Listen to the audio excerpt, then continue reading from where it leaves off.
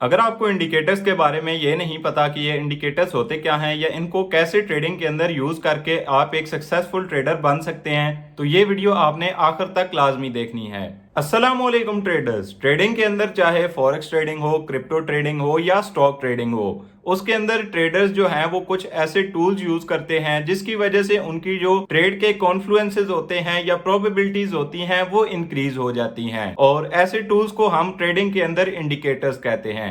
लेकिन indicators basically होते क्या हैं, ये कितनी टाइप के इंडिकेटर होते हैं, वो आज हम इस वीडियो के अंदर देखेंगे। तो अगर अभी तक आपने चैनल को सब्सक्राइब नहीं किया हुआ तो चैनल को सब्सक्राइब करके बेल के आइकन को दबा लें ताकि हर आने वाली नई वीडियो की नोटिफिकेशन आपको जल्द से जल्द मिल सके।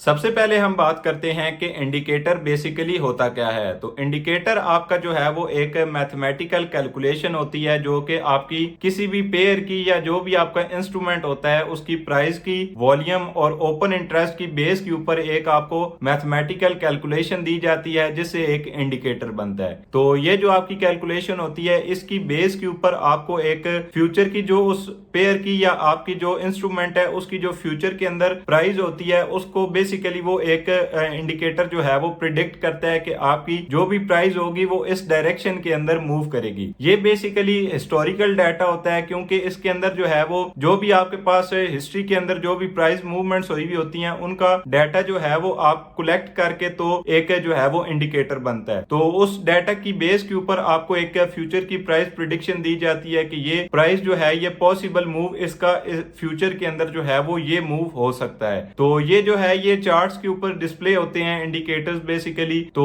इसकी डिफरेंट फॉर्म्स होती हैं। आपका जो भी इंडिकेटर होगा उसकी एक स्पेसिफिक जो है वो डिस्प्ले होगा, यानी वो कैसा नजर आता है वो आपका इंडिकेटर के ऊपर डिपेंड करता है। कुछ जो है वो इंडिकेटर्स लाइन के ऊपर बेस होते हैं, कुछ के अंदर हिस्टोग्राम्स यूज होते हैं और डिफरेंट जो है वो इनके अंदर एलिमेंट्स यूज होते हैं।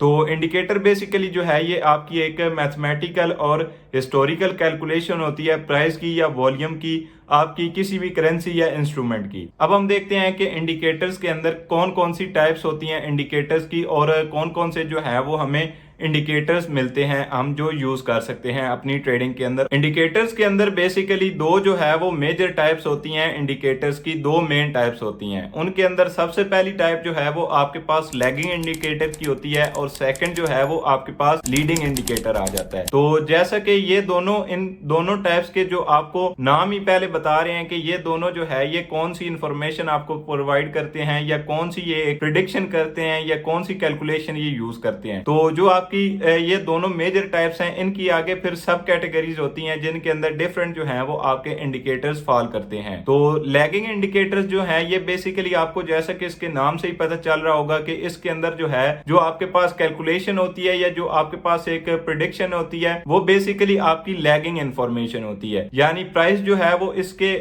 आगे फर्दर मूव कर रही होती है और ये उसके साथ साथ जो है वो इसकी जो इंफॉर्मेशन होती है वो उसके बाद लैग कर रही होती है। तो इसके अंदर जो है वो मोस्टली जो आपके इंडिकेटर्स होते हैं वो आपकी लैगिंग इंडिकेटर्स की कैटेगरी के अंदर आते हैं क्योंकि जो लीडिंग इंडिकेटर्स हैं वो बहुत ज्यादा कम है। अब लीडिंग इंडिकेटर्स जो हैं ये आपको लीडिंग से इसका जो नाम है लीडिंग, तो इससे ही पता चल रहा होगा कि इन इंडिकेटर्स के अंदर जो है वो बेसिकली आपको लीडिंग एक इंफॉर्मेशन दी जाती है या मिल जाती है कि आपकी जो फ्यूचर के अंदर प्राइस है वो इस तरफ जो है वो इस डायरेक्शन के अंदर मूव कर सकती है। तो लीडिंग इंडिकेटर्स के अंदर जो आपका बेसिकली जो सबसे मेन आपका इंडिकेटर है वो वॉल्यूम है, और वॉल्यूम के अलावा आपके कुछ जो हैं वो जो मोमेंटम बेस आपके होते हैं इंडिकेटर्स हैं वो आपके लीडिंग इंडिकेटर्स के अंदर आते हैं। बाकी सारे जितने भी हैं आपके इंडिकेटर्स वो आपके लैगिंग इंडिकेटर्स के अंदर आते हैं। तो ये बेसिकली जो है ये दो मेन टाइप्स हैं इंडिकेटर्स की। आगे इनकी फर्दर जो है वो सब कैटेगरीज हैं, वो भी मैं आपको बताता हूँ कि आपकी जो आगे फर्दर इनके अंदर सब कैटेगरीज डिवाइड हुई हुई हैं वो कौन कौन सी हैं। सब कैटेगरीज के अंदर आगे जो आपके पास सबसे पहला इंडिकेटर आता है या आप कह सकते हैं कि ये हमारे पास इंडिकेटर होते हैं वो आपके पास ट्रेंड इंडिकेटर्स होते हैं। यानी ये जो इंडिकेटर्स हैं ये बेसिकली आपको ट्रेंड के